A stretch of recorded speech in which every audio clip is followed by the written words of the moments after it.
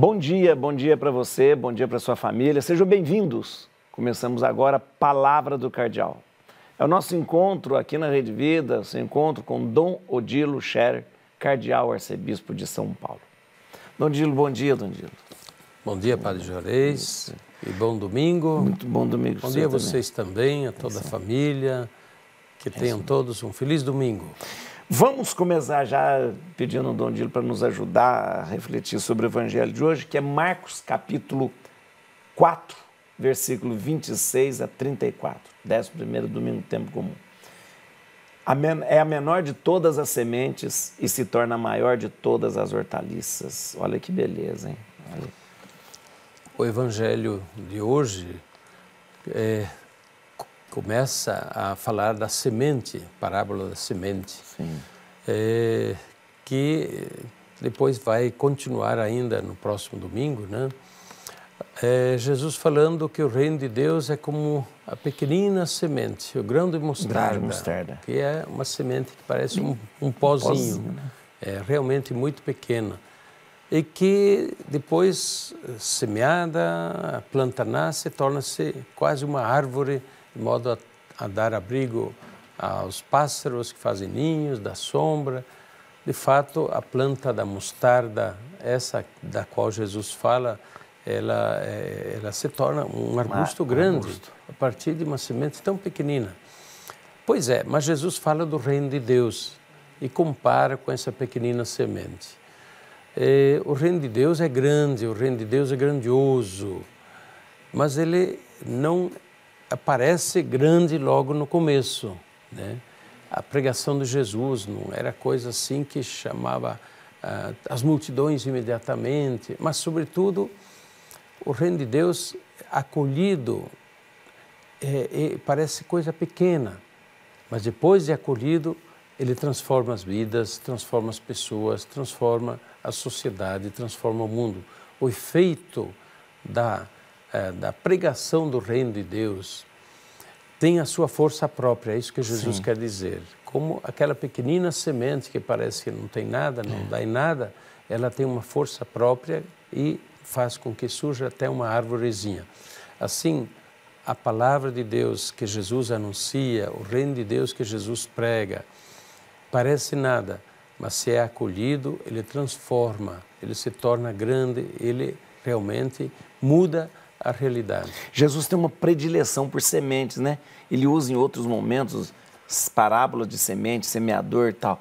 Talvez porque a semente ela não é uma coisa automática que dá fruta, ela precisa de cuidado, ela precisa de regar, ela precisa de mais atores ali fazendo com que a semente possa fazer. Tem um outro fator. Primeiro, a semente por si mesma, ela tem vida. Sim. É diferente de uma pedrinha que não vai ser. Mas ela vai pedrinha. ser sempre semente se ninguém fizer nada. Exato. A semente, ela possui um dinamismo de vida. Porém, para fazer com que esse dinamismo desabroche, precisa da colaboração. Então, precisa da terra, precisa de alguém que semeie, depois precisa de alguém que cuide. Exato. Então, o reino de Deus é essa realidade também, que é de Deus, mas é também nossa, que precisa da nossa colaboração. Muito interessante, muito interessante. Dom Odilo, eu queria falar sobre, hoje, essa semana nós celebramos dia 21, aliás, o senhor chamou uma atenção uma vez, né, quando a gente fala dos santos, isso ficou na minha cabeça há muito tempo. Quando a gente fala de São Junina, Santo Antônio, São Pedro e São João. E no mês de junho a gente tem tantos outros santos que a gente vai deixando de lado, né? E um desses santos eu acho importante, eu acho que deveria ser mais falado, é São Luís Gonzaga, que é um santo muito interessante, né? Um jovem de 19 anos, né? Que morre com 19 anos. Exatamente. São Luís Gonzaga é um santo italiano, jesuíta, morreu jovenzinho, ainda como noviço. Era noviço, né? Noviço, jesuíta, ainda nos primeiros tempos dos jesuítas, né? Porque ele era praticamente da mesma época ainda de Santo Inácio de Loyola. Né? Por aí a gente pode compreender como o movimento iniciado por Santo Inácio e seus companheiros teve uma força enorme, se estendeu imediatamente por toda a Europa, mas também entrou até nas casas dos nobres e assim por diante, porque São Luís Gonzaga era dos condes lá de Mantova, né? Os Gonzaga é na região de Mantua, né? Mantua. E, portanto, era de uma família, assim, de gente nobre e tal, mas o movimento, digamos, da Companhia de Jesus entrou e rapidamente se estendeu por toda a Europa. E daí muitos jovens, que como também São Luís Gonzaga, o próprio São José de Anchieta, do meio dos estudantes universitários, aderiram ao movimento jesuítico e quiseram ser também jesuítas, ser missionários, ser novos evangelizadores, como precisavam naquela época, depois do Concílio de Trento. Dom Ângelo, esse ano a gente comemora 450 anos do nascimento, né, de São Luís Gonzaga. 450 anos de São Luís Gonzaga, e tanto assim que o Papa Francisco, que também é jesuíta, né? Proclamou um ano aloisiano. Luís, em latim, Aloysius. Portanto, um ano aloisiano, que os jesuítas estão celebrando em todo o mundo, e em comemoração dos 450 anos de São Luís Gonzaga. Dom Ângelo,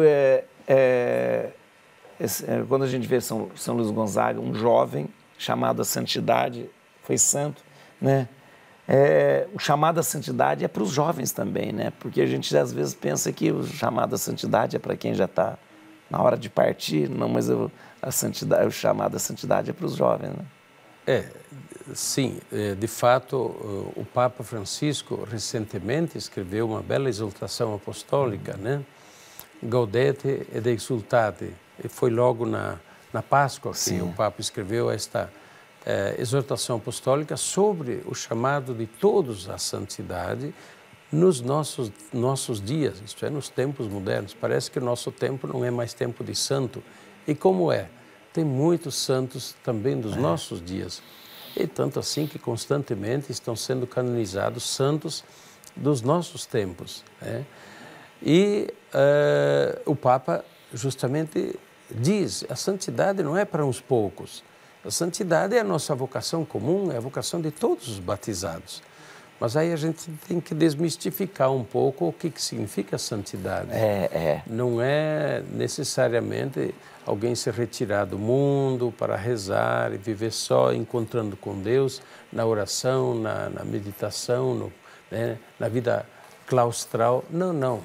O Papa fala muito da santidade na vida ativa, na vida de todos os dias, a santidade dos leigos, dos pais e mães de família, dos casais, do trabalhador, dos profissionais e também daqueles que desempenham responsabilidades públicas, santidade, evidentemente, dos sacerdotes, dos religiosos, santidade dos jovens, né? Todos são chamados à santidade, vivendo a comunhão com Deus e cumprindo bem o seu dever de cristãos, o seu dever de cidadãos. Nós temos um processo de canonização bem avançado no Rio de Janeiro, de um jovem, Guido Schaffer, né? Que era um jovem e que praticamente já tinha uma vida de santidade.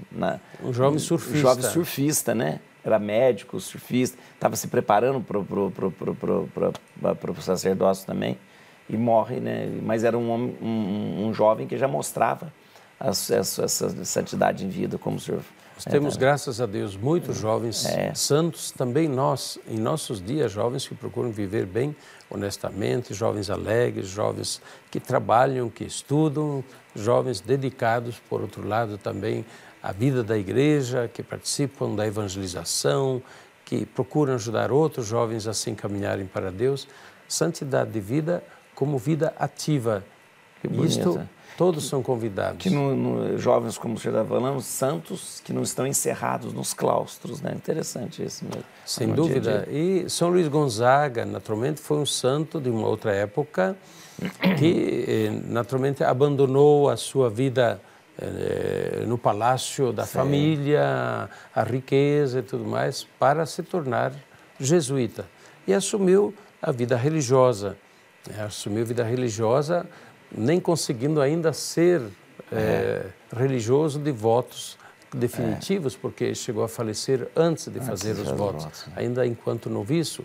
Porém, aí ele se dedicou naturalmente ao desejo de seguir a vida religiosa e de se tornar um missionário da igreja.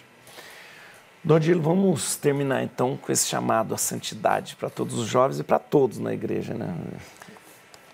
Que pela intercessão de São Luís Gonzaga, Deus abençoe todos os jovens e que todos os jovens olhem com alegria também o seu chamado à santidade, lá onde Deus os colocou, né? Onde Deus os chamou para viver no dia a dia a sua vocação. A bênção de Deus Todo-Poderoso, Pai, Filho e Espírito Santo, desça sobre vós e permaneça para sempre. Amém.